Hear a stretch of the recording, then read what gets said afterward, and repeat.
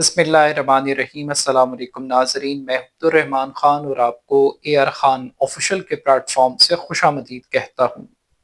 नाज़रीन, अमरीका और ईरान के दरमियान एक मरतबा फिर जंग छिड़ गई है। दोनों मुल्क ये दावा कर रहे हैं कि गुज़श्ता 24 घंटों के दौरान दोनों ने एक दूसरे की तनसीबात पर 80 से ज़ायद हमले किए हैं। मगर सवाल यह है कि आखिर ऐसा क्या हुआ कि दोनों मुल्कों के दरमियान जंग बंदी मुआहिदा खत्म हो गया और हमले करने की नौबत आई। इन हमलों का बेनिफिशरी कौन है, ये हमले किसने किए हैं, कसूरवार कौन है और इन हमलों का इम्पैक्ट ईरान अमेरिका मुज़ाकरात पर क्या पड़ेगा, दुनिया इन हमलों से किस तरीके से मुतासर होगी, आखिर इस पूरी जंग का अंजाम क्या होगा। आज के इस व्लॉग में इन चंद बुनियादी नुकात पर हम बात करेंगे। मीडिया रिपोर्ट्स के मुताबिक अमेरिका और ईरान के दरमियान एक मरतबा फिर जंग छिड़ चुकी है। दोनों मुल्कों की जानिब से एक दूसरे पर ताबड़तोड़ हमले किए जा रहे हैं। अमेरिका की जानिब से दावा किया गया है कि अब तक 80 से ज़ायद हमले ईरानी तनसीबात पर किए गए हैं, जबकि ईरान ये दावा कर रहा है कि ईरान ने खित्ते में अमरीकी तनसीबात और फौजी अड्डों को टारगेट किया है, जिसमें सर फहरिस्त ये बताया जा रहा है कि बहरीन और कुवैत में मौजूद अमरीकी फौजी तनसीबात को टारगेट किया गया है। ये हमले क्यों शुरू हुए, इन हमलों का बैकग्राउंड क्या है, सबसे पहले इस पर बात कर लेते हैं।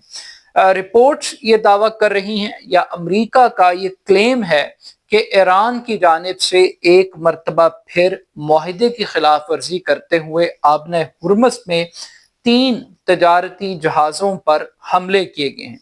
ये जो तजारती जहाज़ हैं ये कतर के हैं, सऊदी अरब के हैं और एक और मुल्क के ये 3 जहाज़ थे और ये तजारती जहाज़ थे, बहरी जहाज़ थे जिन पर हमला किया गया है और इन हमलों की जिम्मेदारी ईरान पर आयद करते हुए ईरान के ऊपर जवाबी अटैक किए गए अमेरिका की जानिब से और इन्हीं अटैक्स के जवाब में ईरान ने भी अमेरिका के ऊपर हमले किए, यानी अमेरिकी तनसीबात जो खित्ते में मौजूद हैं।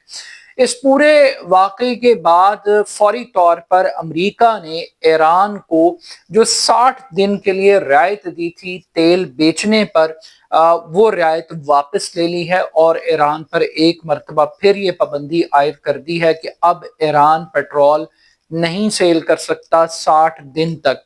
तो 60 दिन तक अब ईरान के ऊपर ये पाबंदी बरकरार रहेगी।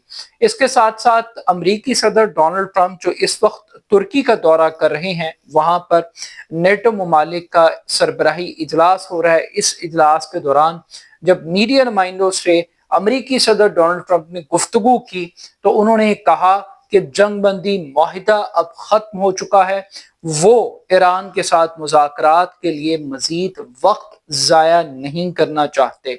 उन्होंने ईरान के लिए बहुत सख्त जुबान इस्तेमाल की। अमेरिकी सदर ने ईरानियों को पागल कहा और कैंसर से तशबीह दी, गलीज लोग कहा, झूठे लोग कहा और यहाँ तक कहा कि वो मुज़ाकरात करते हैं, फिर एक मुआहिदा करते हैं जोहरी हथियारों से मुतालिक, मगर जब बाहर आते हैं तो फिर ये बात कहते हैं कि उन्होंने किसी भी किस्म का कोई मुआहिदा, कोई बातचीत न्यूक्लियर प्रोग्राम पर नहीं की। वो इसको कैंसर समझते हैं, वो इनको झूठा समझते हैं। तो ये अमेरिकी सदर का एक नैरेटिव है। अब यहाँ पर ये एक सवाल उठाया जा रहा है कि आखिर उस MOU का क्या होगा, उस मुफाहमती यादाश्त का क्या होगा। जो मुफाहमती यादाश्त हमले बर्दाश्त नहीं कर पा रही, तो इस मुफाहमती यादाश्त का फ्यूचर इम्पैक्ट क्या होगा। जब अमेरिकी सदर ये कह रहे हैं कि वो अब मुज़ाकरात में इंटरेस्टेड नहीं है और उनकी तरफ से जंग बंदी मुआहिदा खत्म तस्वुर किया जाए, लेकिन इसके साथ साथ एक विंडो ऑफ अपॉर्चुनिटी भी मौजूद है और वो ये है कि मुज़ाकरात का सिलसिला अमेरिकी सदर ने कहा कि वो जारी रहेगा। तो दोनों चीजें, एक तरफ हार्ड स्टांस है, दूसरी तरफ सॉफ्ट कॉर्नर है। सबसे पहला जो इम्पैक्ट इस पूरी वारदात का हुआ वो पूरी दुनिया की पेट्रोलियम प्राइसेस में इजाफे की सूरत में हुआ है। पूरी दुनिया में तेल की कीमतें एक मरतबा फिर बढ़ गई हैं। اب اس پورے واقعے کا بینیفیشری کون ہے؟ ایران کی طرف سے دو نقطۂ نظر سامنے آ رہے ہیں۔ ایک نقطۂ نظر یہ ہے کہ حملہ ایران نے نہیں کیا، ایران کا اس حملے سے کوئی تعلق نہیں۔ دوسرا نقطۂ نظر یہ ہے کہ ایران یہ کہتا ہے کہ ایران کا آبنۂ ہرمز کے حوالے سے جو نظام ہے اس کو قبول کرنا پڑے گا امریکہ کو اور پوری دنیا کو، اور دنیا کو فالو کرنا پڑے گا وہ پیٹرن، وہ قواعد، وہ ڈائریکشن جو آبنۂ ہرمز کے حوالے سے ایران دے رہا ہے۔ لیکن یہاں پہ ایک کانٹرڈکشن ہے۔ اقوام متحدہ کی جو میری ٹائم، جو بحری افیئر سے متعلق تنظیم ہے، اس کی جانب سے بھی آبنۂ ہرمز کے حوالے سے ایک راستہ ڈیفائن کیا گیا ہے۔ اب وہ یہ چاہتے ہیں کہ دنیا اس راستے کو فالو کرے، مگر ایران یہ کہتا ہے کہ یہ ایران کے لیے ناقابل قبول ہے کہ وہ اقوام متحدہ کی اس ڈائریکشن کو ایکسپٹ کرے۔ اب امریکہ ایران پر اٹیک کر رہا ہے اور ایران جوابی حملے کر رہا ہے، تو سب سے بڑا بینیفیشری ان حملوں کا کون ہے؟ سر فہرست اس کا بینیفیشری اسرائیل ہے، جو کبھی چاہتا ہی نہیں تھا کہ ایم او یو سائن ہو، جو کبھی چاہتا ہی نہیں تھا کہ کوئی ڈیل سائن ہو۔ اور سب سے بڑا لوزر کون ہے؟ لوزر اس پورے واقعے کے اندر وہ عرب ممالک ہیں جن کی تجارتی ساکھ متاثر ہوئی ہے، جن کی سیاحتی ساکھ متاثر ہوئی ہے، جن کی پوری بزنس امپائر زمین بوس ہو گئی ہے، جو فرنٹ لائن بن گئے ہیں، اس جنگ کی بیٹل فیلڈ بن گئے ہیں، چاہے وہ متحدہ عرب امارات ہے، دبئی ہے، شارجہ ہے، قطر ہے، کویت ہے، بحرین ہے، یہ جتنے ممالک ہیں یہ سارے کے سارے یہ شکار ہو رہے ہیں۔ اور چونکہ امریکی فوجی اڈے یہاں پر موجود ہیں، امریکی تنصیبات یہاں پر موجود ہیں، تو ایران کے لیے سافٹ ٹارگٹ ہے۔ تو سب سے بڑے لوزر تو یہ عرب ممالک ہیں، نہ وہ ایران سے لڑ سکتے ہیں، نہ امریکہ ایران سے ان کو بچا پا رہا ہے، اور نقصان ان کا ہو رہا ہے۔ لیکن اس کے ساتھ ساتھ ایک اور نقطۂ نظر بھی موجود ہے۔ وہ نقطۂ نظر یہ ہے کہ امریکہ سے ڈیل ٹھیک نہیں ہوئی۔ امریکہ نے جو ابتدائی طور پہ ایم او یو سائن کیا ہے، اس ایم او یو نے ایران کی وکٹری پر مہر لگا دی ہے، اور حقیقتاً ایران نے وہ کچھ اچیو کر لیا ہے جو شاید وہ میدان جنگ میں جنگ جیتنے کے باوجود بھی اچیو نہیں کر سکتا تھا۔ یعنی انٹرنیشنل اکنامک سسٹم میں ایران کی واپسی وہ سب سے بڑی کامیابی ہے کہ ایران کو تیل بیچنے کی اجازت مل گئی، ایران کی تعمیر نو کے لیے 300 ارب ڈالر کی رقم دینے کا وعدہ کر لیا گیا، ایران کے اوپر جتنی پابندیاں تھیں، سینکشنز تھیں، ان کو ہٹانے کی گارنٹی اور شورٹی دے دی گئی، ایران کے اندرونی معاملات میں مداخلت سے معذرت کر لی گئی، اور پھر اس کے ساتھ ساتھ جو ایران کے رجیم کو چینج کرنے کے ساتھ ساتھ جو ایران کو گھیرا ڈالا گیا تھا کہ واپسی ہوگی فوجوں کی، امریکہ واپس جائے گا، اور آبنۂ ہرمز کا جو کنٹرول ہے اس کے اوپر ایک بڑا کنسنسس یہ ڈیولپ ہوا تھا کہ 60 دن تک آبنۂ ہرمز بغیر کسی ٹول کے، بغیر کسی فیس کے چلے گی، اور اس کے بعد ایک میکنزم ڈیولپ ہوگا جس میں ایران، عمان اور دیگر خطے کے ممالک بھی شامل ہوں گے۔ انڈائریکٹلی یہ کہا جا رہا تھا کہ آبنۂ ہرمز پر بھی ایران کی برتری کو امریکہ نے تسلیم کر لیا ہے۔ تو امریکنز کو خود یہ اندازہ نہیں تھا کہ وہ جو ڈیل کر رہے ہیں وہ ایران کو مضبوط کر رہے ہیں، ایران کو ایک اکنامک پاور کے اندر کنورٹ کر رہے ہیں۔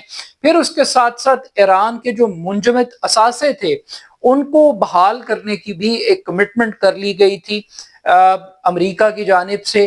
یہ کمٹمنٹ بھی ایران کے لیے ایک بہت بڑی وکٹری تھی کہ گزشتہ 20-25 سال سے 30-40 سال سے ایران کے جو اثاثے تھے وہ مختلف ملکوں کے اندر منجمد تھے، اگر وہ پیسے مل جاتے ہیں تو ایران کو ایک نیا وینٹیلیٹر مل جاتا ہے، ایران کو ایک نئی اپرچونٹی مل جاتی ہے۔ تو ہر لحاظ سے ایران کی وکٹری تھی۔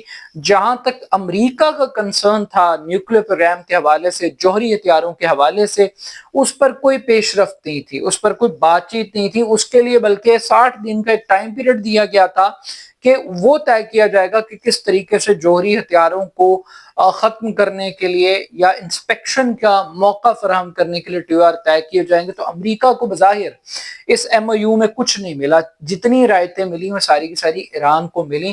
تو ایسی سچویشن کے اندر امریکہ اس ایم او یو سے نکلنا چاہتا ہے، اور وہ اس کے اوپر اسرائیل کا بھی پریشر ہے، اور وہ یہ سمجھ पाया है और बहुत लेट अमेरिका को समझ में आई है कि अमेरिका ने ईरान को दर हकीकत एक बहुत बड़ी विंडो ऑफ अपॉर्चुनिटी दे दी है।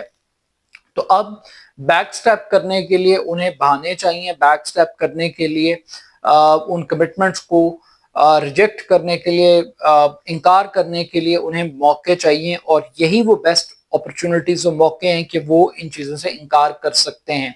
लेकिन still at the end of the day सवाल यही है कि क्या अमेरिका इस पोजीशन में है कि वो ईरान के साथ एक तवील जंग मजीद लड़ सकता है? अगर लड़ सकता था तो फिर मुज़ाकरात करने की, एमओयू साइन करने की जरूरत क्या थी?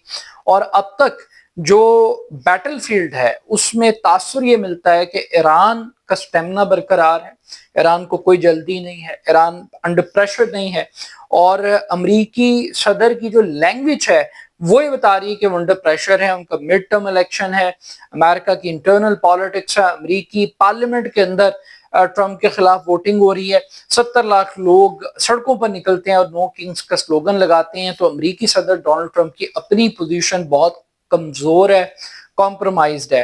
तो बट स्टिल देखते हैं कि ये जो खिलाफ वर्जियां हैं आपने हुर्मस की, ये क्या एक प्रॉपर जंग के अंदर कन्वर्ट होती हैं या फिर पुरानी तनख्वाह पर ही दोनों फरीक काम करेंगे? अपना फीडबैक मुझे जरूर दीजिएगा। मेरे YouTube channel AR Khan official को जरूर सब्सक्राइब कीजिएगा। बहुत शुक्रिया। अल्लाह हाफिज।